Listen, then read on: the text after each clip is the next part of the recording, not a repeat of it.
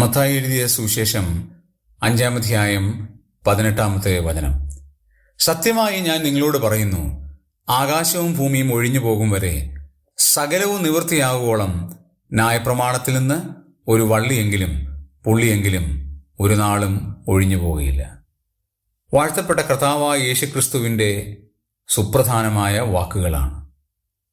ദൈവത്തിൻ്റെ പ്രവചനം നിവൃത്തിയാകുമ്പോളം ആകാശവും ഭൂമിയും ഒഴിഞ്ഞു പോകുന്നവരെ ദൈവത്തിൻ്റെ വചനത്തിൽ നിന്ന് ഒരു കുത്താണെങ്കിലും ഒരു കോമ പോലും മാറിപ്പോകില്ല. ദൈവത്തിൻ്റെ വചനം സ്വർഗത്തിൽ എന്നേക്കും സ്ഥിരമായിരിക്കുകയാണ്. ഈ ലോകം മുഴുവൻ മാറിയാലും, പ്രപഞ്ചത്തിൻ്റെ സ്ഥിതി മാറിയാലും, പ്രപഞ്ച സിസ്റ്റം മാറിയാലും സ്വർഗത്തിലെ ദൈവത്തിൻ്റെ വചനത്തിന് യാതൊരു മാറ്റവുമില്ല. കാരണം അത് അരുളി ചെയ്തത് സ്വർഗത്തിലെ ദൈവമാണ്. അത് കൂട്ടിവരുത്തിയത് ദൈവത്തിൻ്റെ പരിശുദ്ധാത്മാവാണ്. അത് എഴുതിപ്പിച്ചത് ദൈവത്തിൻ്റെ ആത്മാവിൻ്റെ സഹായം മൂലമാണ്.